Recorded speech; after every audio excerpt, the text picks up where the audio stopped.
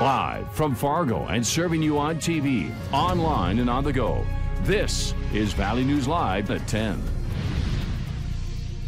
What we've seen through the years has been unparalleled growth, and with it, the school district has grown just leaps and bounds exponentially.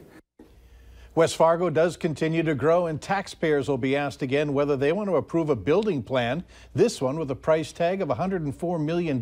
Just 3 years ago, voters said yes to a referendum, and the school board is expected to approve, asking the voters to do it again. Valley News Team's education reporter, Veronica Marshall, has the details on what they would be paying for. Veronica? Mike, Andrea, this is the latest building proposal that would include 5 projects for West Fargo Public Schools. Number 1 and most expensive on the list is a new middle and high school. The district tells me the schools would be built close to each other, much like Cheyenne High School and Liberty Middle School, at a cost of more than $88 million. The new schools would be built just off County Road 17 near 76th Avenue South. For the referendum to pass, the district says it needs a supermajority, or 60% of voters would need to approve the vote, which is something West Fargo's Mayor Rich Mattern is confident can be done. I remember when the vote was on, or the move was on to do a second high school, there was a lot of parents that were really nervous about, another high school. And I got that, but it was necessary. And right now, when you look at the championships that Cheyenne has won, the Packers have won, the drama students, what they've done, the bands, what they've done is phenomenal. So I think that talk is over. So what would it cost West Fargo taxpayers? In April, Dr. David Flowers told us that the district could bond $100 million without raising the mill levy.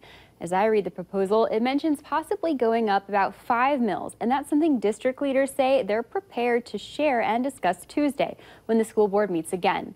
The vote on the referendum could happen as early as September. Andrea? All right, thank you, Veronica.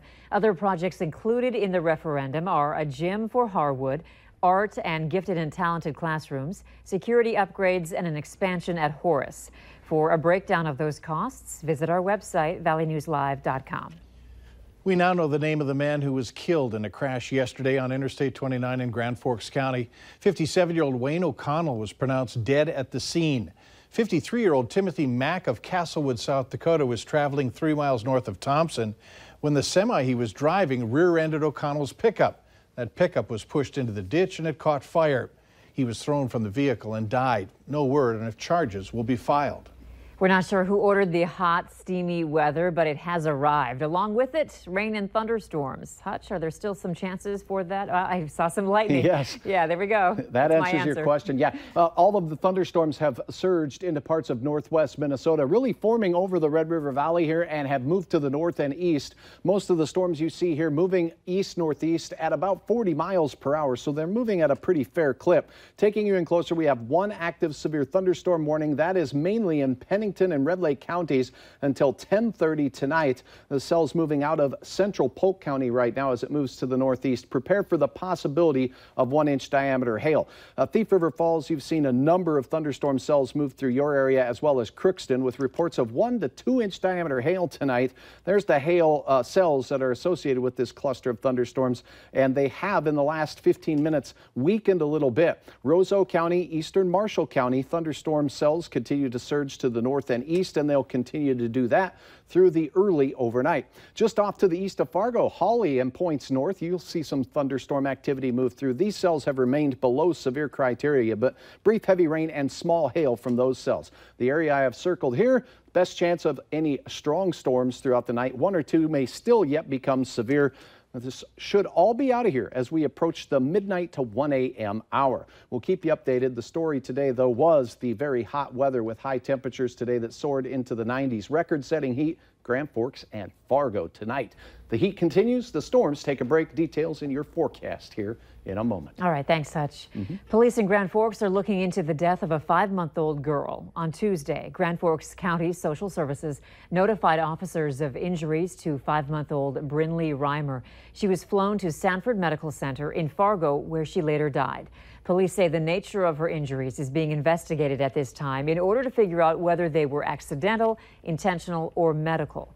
If you have any information on what led up to this baby's death, call Grand Forks Police at 787-8004.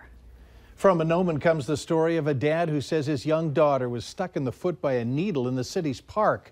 Douglas Lee says he rushed his 3-year-old daughter to the local ER, where they were turned away due to lack of space.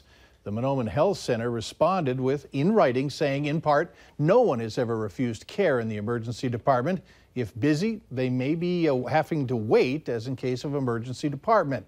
Lee took his daughter to Detroit Lakes, where the test came back negative, with follow-up testing planned in August. Lots of celebrating tonight by both newcomers and those who have become pros at living a healthy lifestyle. Sanford Health is recognizing some 85,000 people who are part of its Profile program.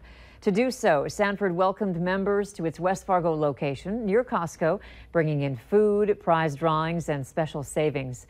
Profile by Sanford combines nutrition, activity, and lifestyle coaching to help members lose weight and keep it off. The goal is to celebrate victories and milestones. There are 3 Profile locations in the Fargo-Moorhead and West Fargo area. A Minnesota girl with a rare genetic disorder that robbed her of her teeth is hoping for a new set so she can eat and talk. But insurance says they're not medically necessary. Before you hit the highway this weekend, make sure your vehicle will make it to your destination. A couple key things to check with your tires up next.